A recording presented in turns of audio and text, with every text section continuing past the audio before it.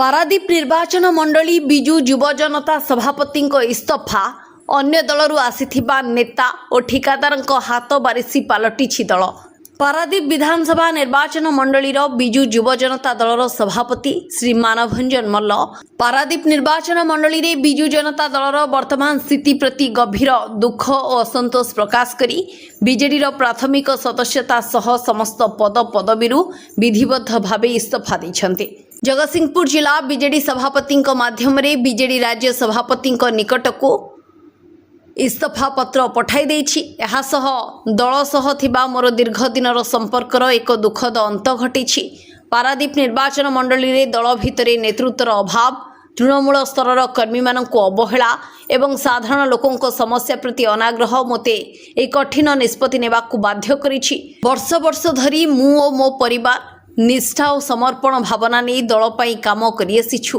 तेबे वर्तमान दलीय परिवेश रे सत्यनिष्ठ और पुराना कर्मी मानक मनरे गभीर असंतोष और निराशा सृष्टि होइछि। 2024 साधारण निर्वाचन ने बीजेडी पराजय पर पारादीप बीजेडी संपूर्ण भावे अन्य दलरू आसीथिबा नेतांको हाथकू चली जाइछि। कांग्रेस और अन्य दलरू आसीथिबा एही नेता माने धीरे धीरे संगठन को कब्जा करी पुराना और निष्ठावान बीजेडी कर्मी मानकू कणठेसा करि देउछन्ति। पारादीप निर्वाचन मंडली रे बीजेडी आउ साधारण लोकों पई काम करू नाही, दलर प्रकृत आदर्श आउ नाही। अन्य दलरू आसीथिबा नेता और बीजेडी को व्यवसायी और ठिकादार मानक स्वार्थर सुरक्षा पई व्यवहार करूछन्ति। अन्य दलरू आसीथिबा एही नेतांक द्वारा बीजेडी नीति और आदर्श नष्ट हेबारे लागिछि। एपरि कार्यकलाप बीजेडी मूल आदर्श नीति और लोकाभिमुखी चिंताधारा को क्षतिग्रस्त करुछि। वर्ष वर्ष धरी दल पई रक्तछेद बोहाइथिबा प्रकृत और परिश्रमी कर्मी माने प्रतिदिन मानसिक निर्यातना और अपमान सामना करुछन्ति। साधारण कर्मी और जनसाधारण स्वर और दल भितर शुणा जाऊ नाही। स्थानीय लोकों को सेवा करिबा परिवर्ते दलर नेतृवृंद राजनीति को व्यवसायर माध्यम कर दैछन्ति। अन्य दलरू आसीथिबा नेतांक द्वारा कब्जा हो जाइथिबा बीजेडी पारादीप निर्वाचन मंडलीर साधारण लोकों पई काम करू नाही। एभली परिस्थिति रे इस्तफा देबा दुखद किंतु आवश्यक पदक्षेप। जेउठारे दलीय नीति और साधारण लोकों स्वार्थ को अवहेला करा जाउछि सेठारे लोक सेवा करि परिबि नाही। मु जाने आगामी दिन रे आहुरी अनेक निष्ठावान कर्मी दल प्रति आस्था हराइबे एवं इस्तफा प्रदान करिवे। शेषरे गोटिए प्रतिश्रुति देउछि जे दलरू इस्तफा देला परे मध्य मु पारादीप निर्वाचन मंडलीर साधारण जनतांक सुख दुखरे सदा सर्वदा साथी होई रहिबी। प्रेस मीटर आवश्यकता एथि पइला कि निजर क्षोभ प्रकाश करिवि। तेणु जो 2024 जनरल इलेक्शन परठारु आम दल रे जो भली भाव में चली ताहा मन भितर बहुत दुखद प्रदान करुला, जोटा कि आंदोलित करुला। से आज प्रेस डाकी मोर इस्तफा प्रदान कली बिजु जनता दलरू और समस्त पद पदवी क्या पठे इस्तफा पत्र सीधासख अभियोग आपंकर कौन अच्छे अभियोग गोटे मोर इस्तफा पत्र आमर मान्यवर सभापति श्रीजुक्त नवीन पट्टनायक महोदय निकट को मेल माध्यम पठे दी एवं कॉपी कर जिला सभापति मोर क्षोभर कारण कौन? क्षोभर कारण हूँ 24 मसीहा ठारू सरकार आमर ना 24 वर्ष सरकार थिला बिजु जनता दलर ता पर ठारू सरकार को गला पर ठारू 2024 मसीहा पर ठारू आज पर्यंत आपण माने भी अनुभव करथिबे बिजु जनता दलर आग धाड़ी कर्मी माने पारादीप निर्वाचन मंडल एवं नेतृवृंद माने कौन सी गोटे साधारण कर्मी भल अवस्था अच्छा कि खराब अवस्था अच्छा सरकार आसला आक्रोशर शिकार होती कि से कार्य हो कि ना कौन सी दिन गोटे कथा कहीं पदे पचारे ना जोटा कि दुखर विषयटा हूँ से मूल कथा ना। तेणु आम जिते सक्रिय राजनीति भितर रोचु तल स्तर लोक मान सहित रोचु जो कार्य न करूँ सब से अभियोग आम पाखे रोच तेणु दायित्व थी आम किसी मूल्य ना। तेणु निजक जदि आम दायित्व ओहरीजु अंतत पक्षे साधारण लोक को आम अन्य कौली भाव में रहीकि न्याय प्रदान कर बाटाटा खोजिलु और ता मध्यम जदि मु इस्तफा प्रदान कलापर बिजु जनता दलर पारादीप निर्वाचन मंडल में किसी चिंताधारा पशिब जे आम जो मैंने पशिले भितर को आसिले निर्वाचन मंडल में जो पुराना कर्मी थे से कहाँती आज ଯେଉଁମାନେ ଧସେଇ ପଶିଲେ ସେମାନେ ବର୍ତ୍ତମାନ ହାଇଜାକ୍ କରିଦେଲେ ଦଳକୁ। ଆଉ କର୍ମୀମାନଙ୍କର ଯେଉଁ ଦାମବାବୁଙ୍କ ସମୟରୁ ଯେଉଁମାନେ ଥିଲେ ଛାମୁଆ କର୍ମୀ, ଯେଉଁମାନେ କହୁଥିଲେ ଯେ କି ଆମେ ବିଜୁ ଜନତା ଦଳର କର୍ମୀ, ସିଏ କାହାନ୍ତି?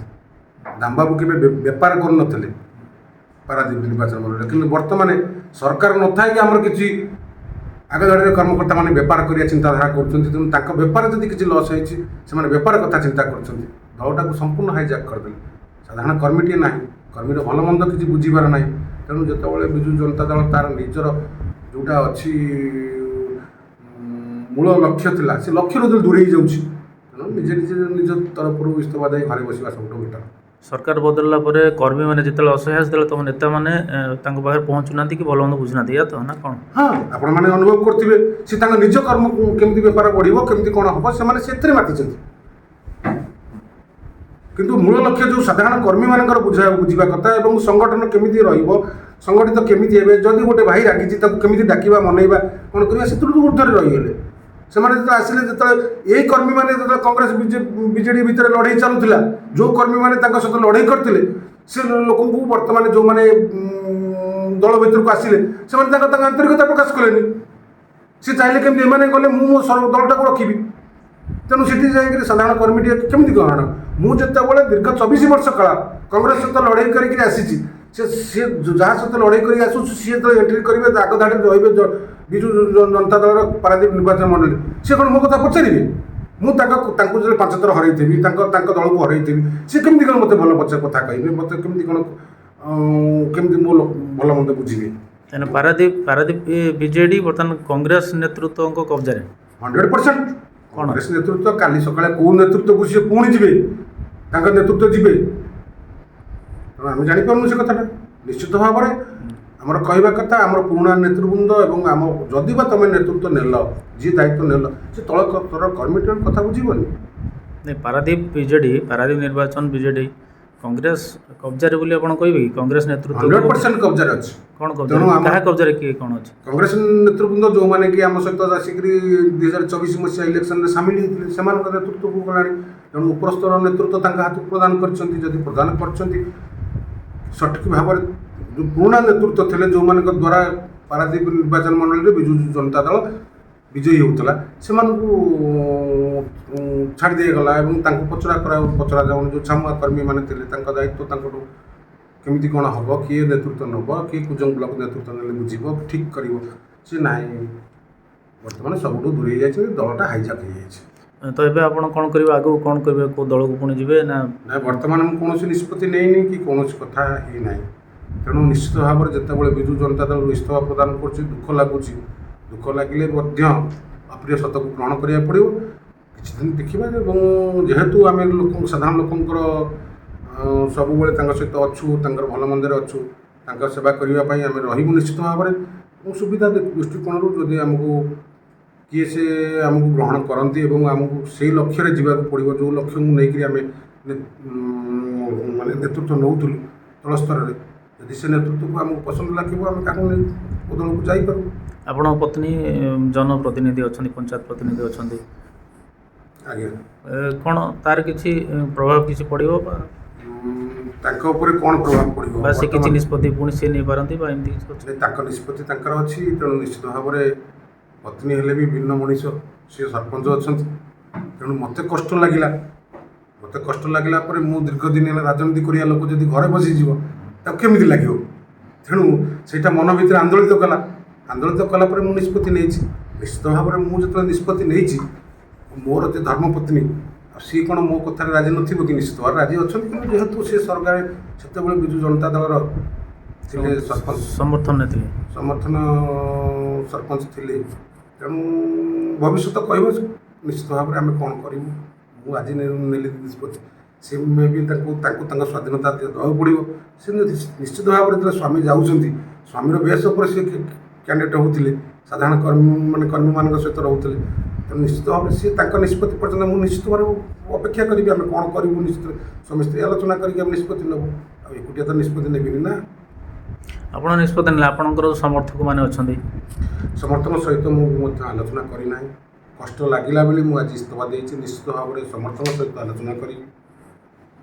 समर्थन सहित आलोचना करके जोटिक जीवा कथा कि न जीवा कथा कि रहा कथा से निष्पत्ति संपूर्ण दूर अच्छे से निष्पत्ति को मुझे जाई ना आपन जो ये जो क्षोभ आपन जो माने ब्लॉक रो हो जिला रो हो जो कर्मकर्ता सहित पूर्व कहीं नजर को नेले ना नहीं बहुत थर कथा बहुत थर कथा आम अपेक्षा करूँ आम गोटे ब्लक स्तर नेतृत्व आसो आम भर आलोचना होगी आसो कि आम सहित कौन से आलोचना ना नुआ नेतृत्व आसला परे नुआ नेतृत्व आसिले नहीं एवं जे नुआ नेतृत्व ब्लक स्तर नेतृत्व आसिले पुराणा कर्मी मान पचारि बुझिकी आलोचना कर दायित्व देते भल होता पुराणा कर्मी मान संपूर्ण इग्नोर कराला कौन पर इग्नोर कराला मुझे भावुची जे कि विद्वेष भाव सृष्टि होती मन भितर विद्वेष भाव अच्छी ये रही बेपार वाणिज्य हो पार ना तेणु से समस्त सिंडिकेटा को निजे निजे रखुच्च पाखे तेणु आम ग्रहण करूँ अतीत जमी दूर थी दूर रही ब्यूरो रिपोर्ट